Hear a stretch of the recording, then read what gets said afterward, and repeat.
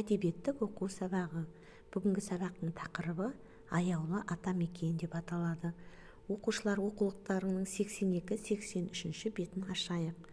Біз бүгін сабақта туған жер туралы әңгімелейміз және өлеңдегі теңеу сөзді тауып, мағынасын түсінетін боласыңдар. Балалар, дүниеге келіп, кіндік тамған жерлеріміз туған жер деп аталады. Тек қана адам емес, жан-жануарлардың да, құстардың да өзінің туған жері өзіне ыстық екен. Оларды мысалы күзде қимай, қиқулап ұшып кеткен құстардан білуге болады. Ал көктемде сол құстар сағынышты, көңілді дауыспен елімізге, туған жеріне қайтып оралады. Ендеше туған жер дегеніміз, ол біздің отанымыз, ол біздің үйіміз. Енді мынау сөздерден өзіңнің туған жерің туралы әңгімелеуге дайындал. Мысалы, қалай бастайсың? Мен Қазақстан Республикасы, Қостанай облысы, Лисаков қаласында тұрып жатырмын деп әрі әркім өзінің туған жері туралы әңгімелеуге дайындалыңдар. Мүмкін сенің туған жерің басқа облыс, басқа қала, немесе басқа республика болуы да мүмкін.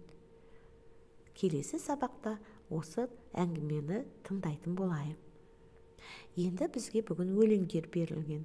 Ол өлеңдердің авторы ақын Мұзафар Әлімбаев.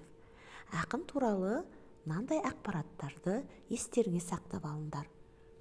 Мұзафар Әлімбаев қазіргі Павлодар облысы Шарбақты ауданының Маралды ауылында дүниеге келген.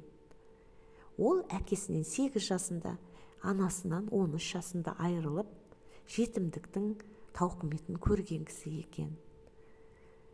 5 жасынан бастап әріптерді біліп, кітап оқи бастаған. Балалар, ол кісі 6 сыныпта өзінің тұрып жатқан ауылының кітапханасындағы 150-ден астам кітапты оқып тауысқан екен. Және ол бір қыстың ішінде тауысқан. Осыдан-ақ ол кісінің әдебиетке деген құштарлығын білуге болады. Аштықты да көрген. 18 жасында мұғалімдер дайындайтын училищеге түседі. Сол жерде оқып жүргенде Германия соғыс бастап, бұл кісі соғысқа да қатысқан. 42-43 жылдары танк командирі болған екен. Соғыс 45 жылы аяқталады, бірақ бұл кісі елге 1948 жылы қайтып оралады. 3 жыл бойы әскери қызметін сол жақта атқарады. Оралғаннан кейін ол осы Қазақстан жазушыларының журнал жазушылар одағына кіреді. Бізге ең сүйікті болған Балдырған журналының бас редакторы болып тағайындалады және ол жерде 25 жыл бойы қызмет етеді. Ол кісінің балаларды жақсы көретінін осыдан-ақ білуге болады. Барлық әңгімелері, жазған өлеңдері барлығы да балаларға арналған. 2017 жылы дүниеден озады. Міне балалар, сендерге арнап кеткен өлеңдерінің біз бүгін 3 өлеңмен танысамыз. Түркістан өлкесі. Қанекей тыңдайық, қалай оқимыз? Түркістан деген Орта Азия екені белгілі ғой, әр шәкіртке жетелі. Түркістан деген сөз екен, ер жүректілік, құдіреттілік мекені. Балалар, сендер білесіңдер, Түркістан ол Қазақстандағы тарихи орын. Ол жерде көптеген атақты, қасиетті, киелі кісілердің жатқан жері, мазарлары бар. Егер де сендер өзіміздің елге саяхат жасайтын болсаңдар, міндетті түрде осы Түркістан қаласына барып көріңдер. Аңырақай. Бұл қандай жер екен? Аңырақай үлкен аңғар, кең шатқал, сонда талай сойқан болған, жау шапқан, сонда жеңіп батырлары қазақтың жоңғарларды тұралата қаусатқан. Балалар, Аңырақай деген кең шатқалды жер екен, жердің аты екен. Сол жерде кезіндегі бізге жау болған жоңғарларды елімізден тазарту үшін барлық 300-дің батырлары бас қосқан екен. Осы бас қосқан жерлерінде ескерткіш, қалған екен. Бәрі бірігіп отырып жоңғарларды елімізден тазартқан екен. Алтын емел. Алтын емел деген өте сұлу көрікті жер балалар. Қане өлеңін тыңдайық.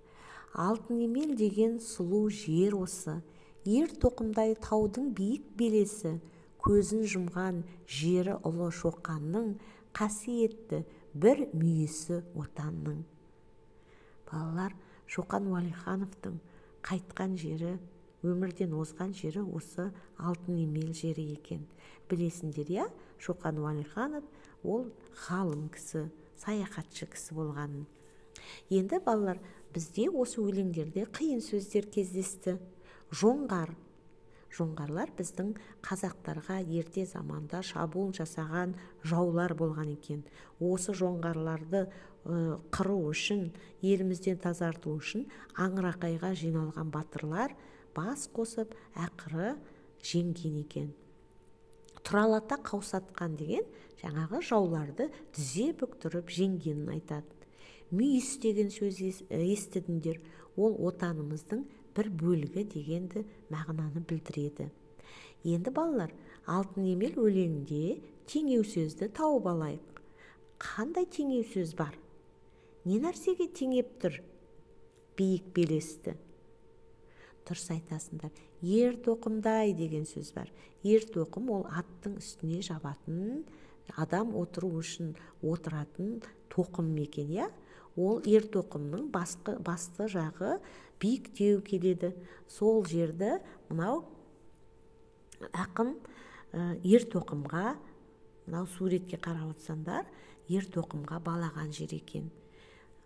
Отыратын жері ойықтау, алдыңғы жағы биіктеу, артқы жағы да кішкене биік болады. Міне осындай теңеуді қолданған екен ақындар. Ер тоқымдай қатпарланып жатқан тау бөктері екен. Осы теңеуді дәптерлеріңе жазып алыңдар, естеріңе сақтап алыңдар. Енді тапсырмалар. Балалар, осы 3 өлеңді мәнерлеп оқыңдар. Және мынау сөздерден бір сөйлем құрастырыңдар. Қазақстан, Түркістан, қала, оңтүстік. Сонымен қоса мақалды жаттау керек. Туған жерде жер болмас, туған елде ел болмас. Тапсырмаларды орындап, сабаққа дайындалыңдар. Бүгінгі сабақта көңіл күйің жақсы болды ма? Бүгінгі сабақта не білдің? Қандай жаңалық естідің? Осы туралы өзіңнің ойыңды жинақта. Жұмысыңа сәттілік.